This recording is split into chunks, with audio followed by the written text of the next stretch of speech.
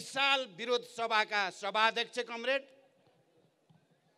हाम्रो पार्टीका आदरणीय अध्यक्ष तथा पूर्व प्रधानमन्त्री कमरेड माधव कुमार नेपाल, वरिष्ठ नेता तथा पूर्व प्रधानमन्त्री कमरेड झलनाथ खनाल, प्रवक्ता एवं सङ्घर्ष समितिका संयोजक कमरेड नारायण काजी श्रेष्ठ, स्थायी समिति र केन्द्रीय समितिका सहयोद्धा कमरेडहरू र यो विशाल विरोध सभामा उपस्थित सम्पूर्ण कमरेडहरू र आदरणीय जनसमुदाय, हामीले गएको पुस 5 गते नेपालको संविधान र लोकतन्त्रमाथि केपी ओलीद्वारा प्रहार भएपछि, निर्मम र निरङ्कुश प्रहार भएपछि हामीले तुरुन्तै त्यसको विरोधमा पहल कदमी लियौं र यही ठाउँमा पुस 14 गते हामीले पहिलो विरोध सभाको आयोजना गर्यौं। यो मञ्च यहाँ थिएन, अलिकति अगाडि थियो र मञ्चको अगाडिबाट झन्डै पद्मोदयसम्म जनताको कार्यकर्ताको उपस्थिति थियो र हामीले त्यहाँ विरोध गर्यौं। यो प्रतिगमन हो, प्रतिक्रान्ति हो। नेपाली जनताले 7 दशक लडेर ल्याएको उपलब्धिमाथि प्रहार भएको छ, हामी सहन सक्दैनौँ, हामी देशव्यापी विरोधमा जान्छौँ भन्यौं। देशव्यापी विरोध भएको पनि तपाईहरू सबै सहभागी हुनुहुन्छ, देख्नुभयो।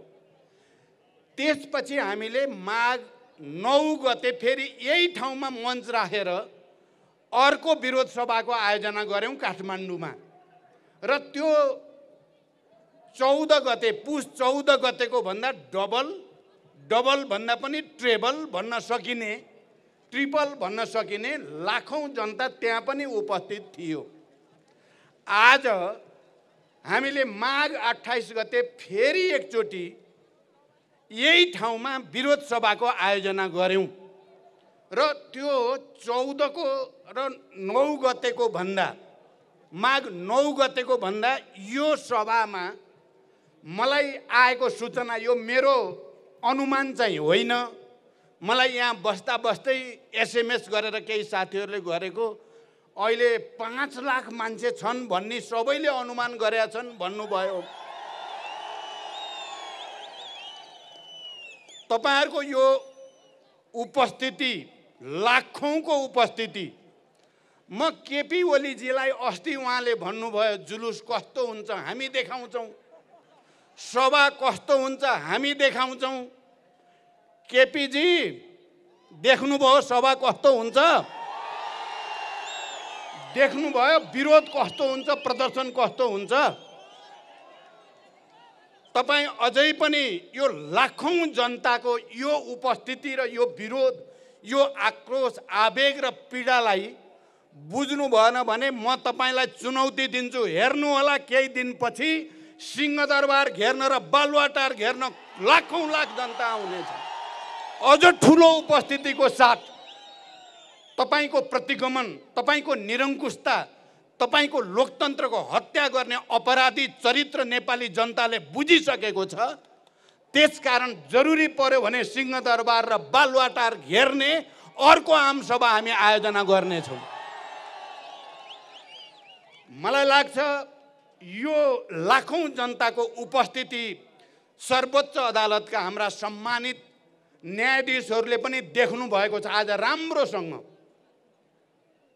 जनता के चाहेका छन्, जनभावना के छ, के तराई, मधेस, पहाड, हिमाल, सबै जात जाति, क्षेत्र, वर्ग, लिङ्ग, समुदाय सबैका सबै, तपाईले यहाँ वक्ताको पनि तपाईले हेर्नुभयो, सबै जाति, समुदाय, क्षेत्रका सबै प्रतिनिधिहरूले यहाँ कुरा राखेका छन्।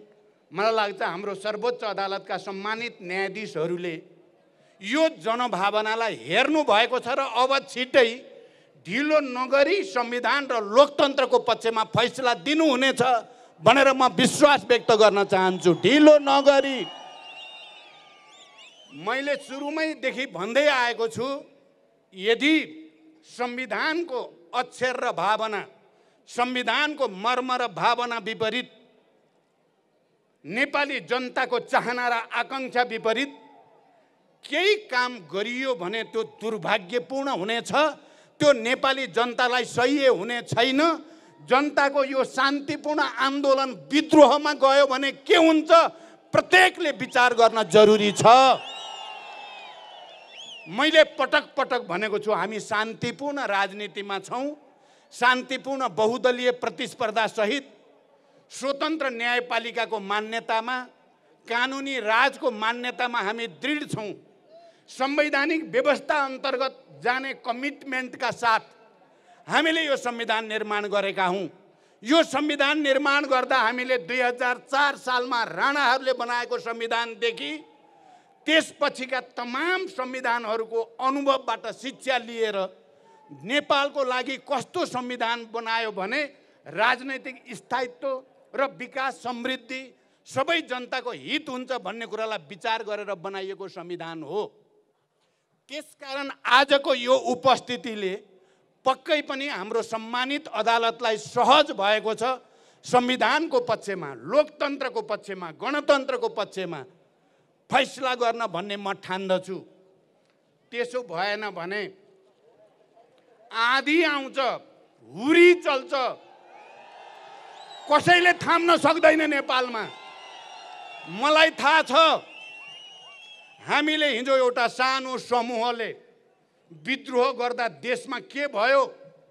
यो लाखौं जनता अहिले र यो विशाल पार्टी जसको अहिले अध्यक्ष कमरेड माधव कुमार र नेपाल र म छौँ, तपाईँ लाखौं जनताहरू हुनुहुन्छ। शान्तिपूर्ण विद्रोह, एउटा ग्रीन रिभोल्युसन भन्छन् आजकल, ग्रीन रिभोल्युसन हुन्छ नेपालमा, शान्तिपूर्ण क्रान्ति हुन्छ। अर्को के हाम्रो संवैधानिक निकायहरूले केपी ओली जस्तो एउटा निरङ्कुश र लोकतन्त्र विरोधी व्यक्तिको सनकको भरमा उसँग डराएर फैसला गर्छन् भनेर म पत्याउँ त? तपाईँ हामीले पत्याउन सकिन्छ त? यत्रो जनताको आवाज चाहिँ नसुन्ने, यत्रो विशाल पार्टी, जुन पार्टीसँग हिजोको एकताको बेलाको 2/3 बहुमत छ देशैभरि, र केपीजीतिर गएका मान्छे फर्किने लाम लागेको छ। म भन्ने भने अहिले लामो लिस्ट भन्न सक्छु। अरू त अरू उहाँले बनाएका 2 जना मन्त्री पनि फर्किनको लागि मसँग वार्ता गर्दैछन्। केपीजी, तपाईँ भ्रममा कति दिन बाँच्ने हो? सक्नुहुन्छ भने म आज तपाईँलाई एउटा सल्लाह दिन चाहन्छु। तपाईँले साह्रै ठुलो अपराध गर्नुभयो यो राष्ट्रका विरुद्ध, जनताका विरुद्ध। तपाईँले अझै पनि अलिकति आफूलाई ठाउँ राख्ने हो भने तुरुन्तै राजीनामा दिनुहोस् र पश्चाताप गरेर वक्तव्य निकाल्नुहोस्। तपाईँलाई अलिकति ठाउँ नेपाली जनताले दिन सक्छ। तपाईँ अझै मूर्खता गर्नेमा हुनुहुन्छ, मलाई थाहा छ। तपाईँ अझै निरङ्कुशतातिर जानेमा हुनुहुन्छ, मलाई थाहा छ। तर तपाईँ जति जानुहुन्छ, अघि साथीहरूले भनिसक्नुभयो, तपाईँ त आजकल जनताको शरणमा भन्दा भगवानको शरणमा जानुभएको छ। यहाँ साथीहरूले बडो सुन्दर ढङ्गले भन्नुभयो, म ती सबै साथीहरूलाई पनि धन्यवाद भन्न चाहन्छु। हाम्रो भगवान जीवित मान्छे नेपाली जनता हाम्रा भगवान हुन्। हामी तपाईँहरूको शरणमा छौँ। हामी जनताको धार्मिक आस्थाप्रति हाम्रो सम्मान छ। सबै धर्म सम्प्रदाय र त्यसमा आस्था गर्ने जनताप्रति हाम्रो सम्मान छ। केपीजीले अस्ति एउटा सभामा भन्नुभयो, मैले राम मन्दिर बनाउने भनेको छु, मैले अयोध्या बनाउने भनेको छु, यो प्रचण्ड बोल्दै बोल्दैन भनेर उहाँले भन्नुभयो। चितवनको मेरै निर्वाचन क्षेत्रमा उहाँलाई राम मन्दिर बनाउने भन्ने छ र मन्दिरको यहाँ एउटा स्ट्याचु बनाइ पनि सक्नुभयो अरे। मेरो चुनौती के छ केपीजीलाई भने, तपाईँ साँच्चै चितवनको माडीमा मेरो निर्वाचन क्षेत्रमा राम मन्दिर र अयोध्या स्थापित गर्नेमा हो भने सबभन्दा पहिला पुरातात्विक अन्वेषण गर्न पर्यो, अनुसन्धान गर्न पर्यो, प्रमाणित गर्नुहोस्। म जति खुसी कोही हुँदैन। मेरै निर्वाचन क्षेत्रमा एउटा धार्मिक पर्यटकीय स्थल बन्छ भने सबभन्दा खुसी म किन नहुने? त्यहाँको जनताको जीवन स्तर, त्यहाँ अयोध्या बनेर, त्यहाँ राम मन्दिर बनेर त्यहाँको जनताको जीवन उठ्छ भने म विरोधमा जान्छु त? तर तपाईँ जस्तो ठग तपाईँको नाटक सबभन्दा नजिकबाट यो 3 वर्षमा मैले चिने तपाईँलाई।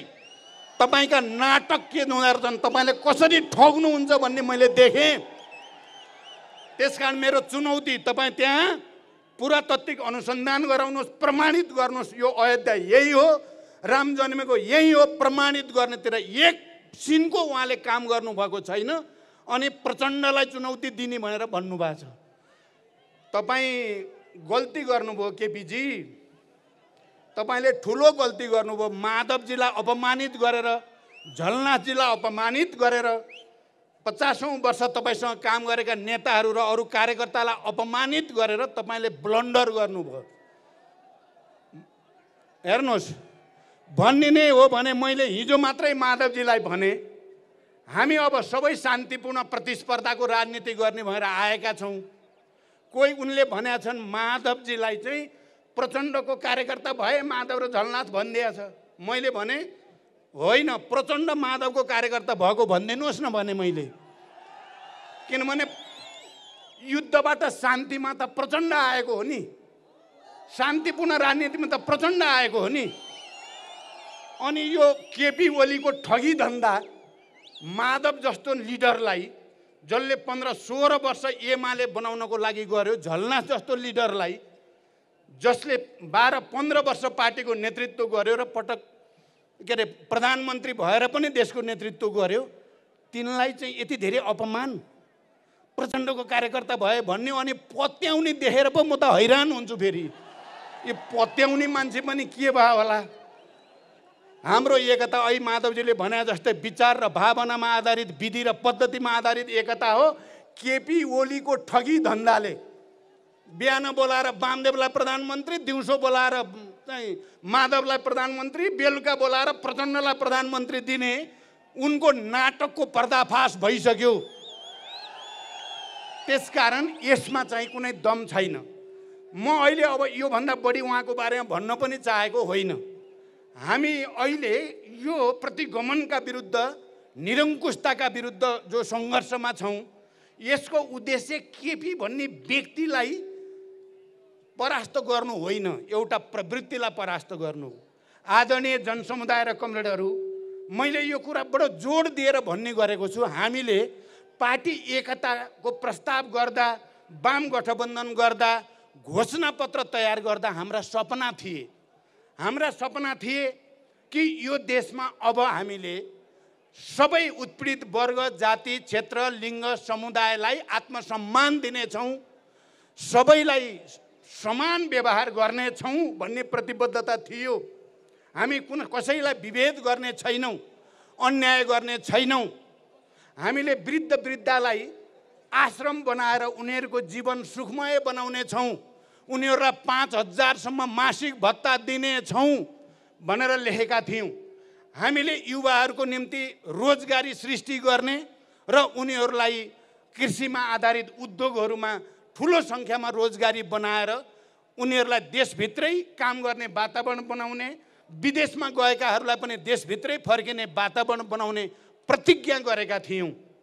हामीले सामाजिक न्यायसहित आर्थिक समृद्धिको निजी क्षेत्र, सार्वजनिक क्षेत्र र सहकारी क्षेत्रको समन्वयबाट तल गाउँदेखि प्रदेश हुँदै केन्द्रसम्म पनि विकासको एउटा नयाँ समाजवादी मोडेल तयार गर्नेछौँ।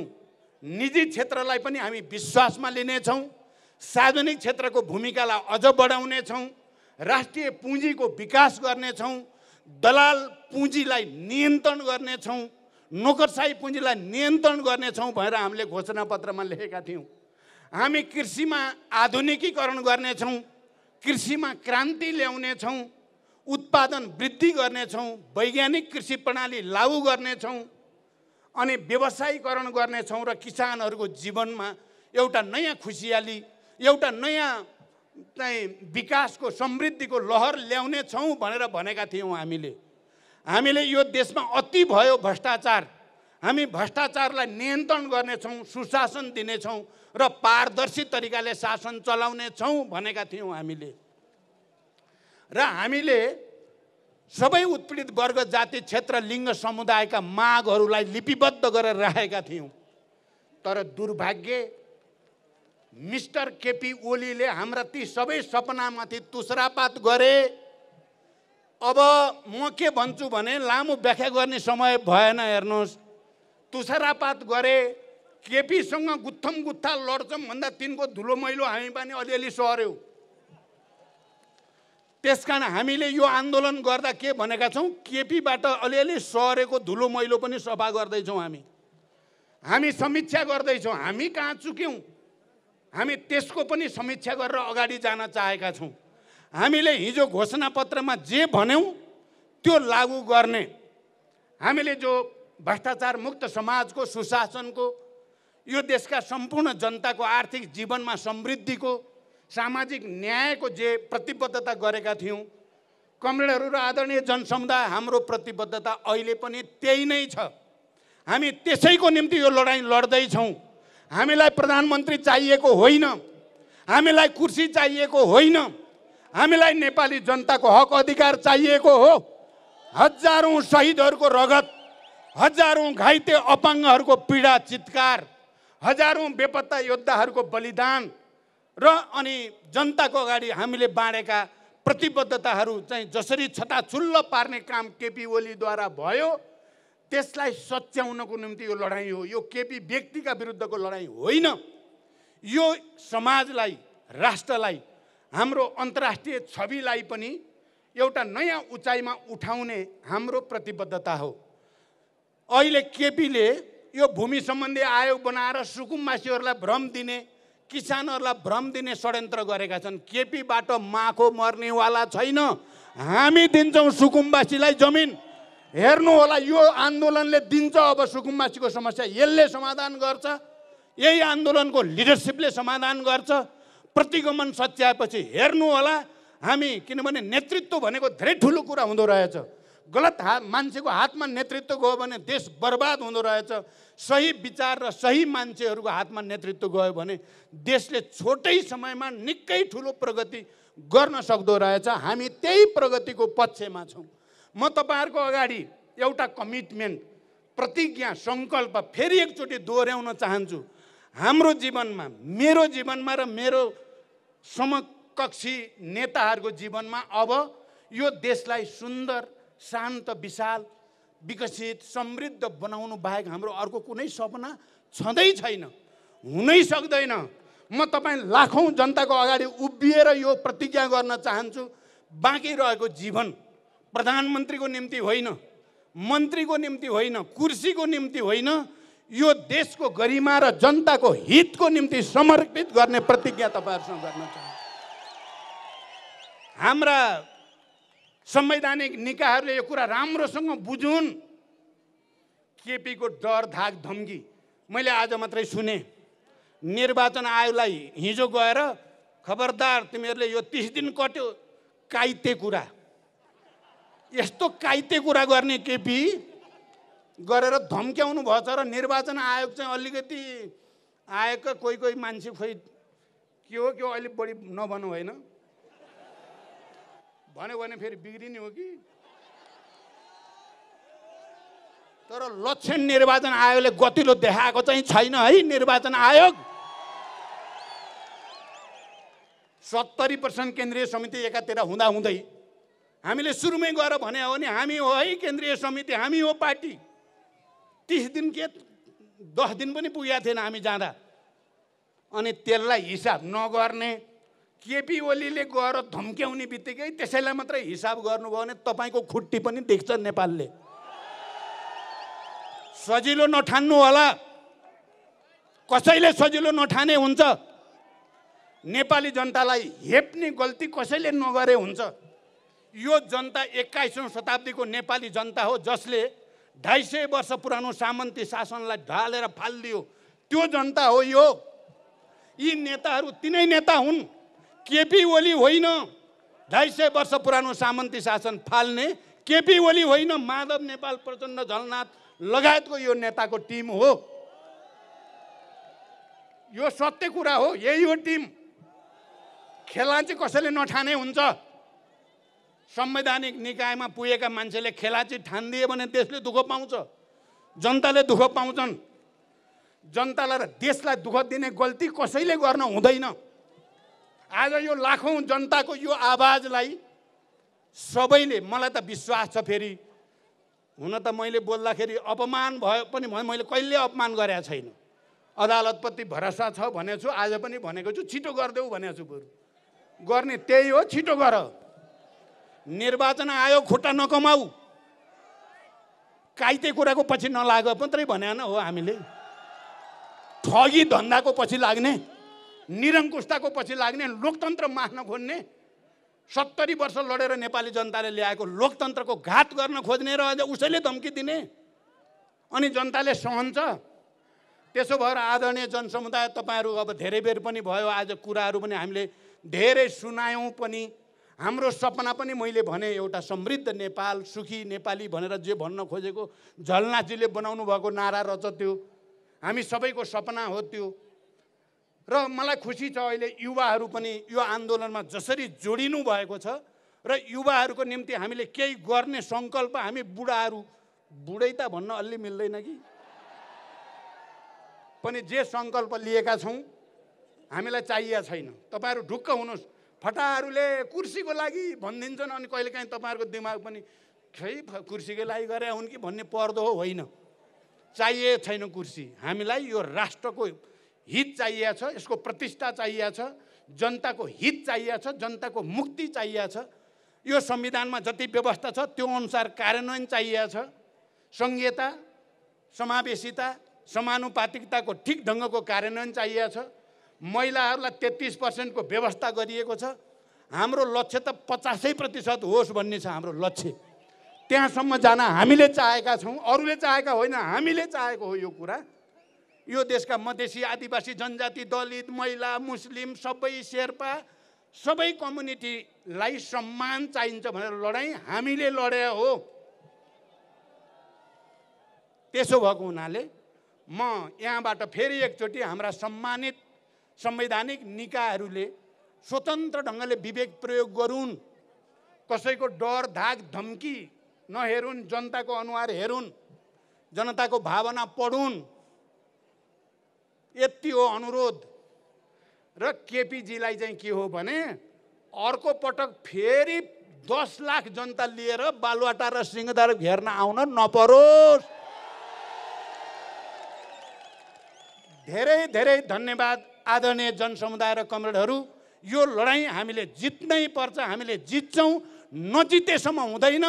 चुनावी केपीको चुनावी नौटङ्की हुनेवाला छैन, त्यसको भ्रममा कोही नपरौँ। र अन्तिममा म के भन्छु भने लोकतान्त्रिक आन्दोलनको नेताको छवि बनाएको नेपाली कांग्रेस र सङ्घीय लोकतान्त्रिक गणतन्त्रको छविको पक्षको छवि बनाएको जनता समाजवादी पार्टी लगायतका पार्टीहरू अब कुनै भ्रममा पर्न आवश्यक पनि छैन, कन्फ्युजन पनि हुन पर्दैन। हामी सबैले भनेकै छौँ असंवैधानिक र अलोकतान्त्रिक। म के भन्न चाहन्छु भने शान्ति सम्झौतामा हस्ताक्षर 7 दलको तर्फबाट गिरिजा प्रसाद कोइरालाले गर्नुभएको हो र यो संविधान सभाबाट पहिला सङ्घीय लोकतान्त्रिक गणतन्त्रको घोषणा गर्ने कामको नेतृत्व पनि प्रधानमन्त्रीको रूपमा गिरिजा कोइरालाले गरेको हो। नेपाली कांग्रेसका सबै नेता कार्यकर्ताले सम्झिनु भएकै होला नि यो कुरा। अनि यही संविधान हो जुन संविधानले प्रधानमन्त्रीलाई विशेष अधिकार दिन हुँदैन भनेर चाहिँ बनाइयो। त्यो संविधान बनाउने बेलामा पनि नेपाली कांग्रेसकै प्रधानमन्त्री सुशील कोइराला हुनुहुन्थ्यो। तपाईहरुले बडो चाहिँ चलाखीका साथ भन्नुभएको थियो फादर अफ कन्स्टिट्युसन सुशील कोइरालाजीलाई। अहिले गिरिजा बाबु नि हुनुहुन्न, सुशील कोइराला नि हुनुहुन्न, अहिले शेरबहादुरजी हुनुहुन्छ। अब तपाई शान्ति सम्झौता गर्ने, संविधान सभा गर्ने, संघीय लोकतान्त्रिक गणतन्त्र गर्ने, संविधान निर्माणमा तपाई पनि नेता हो।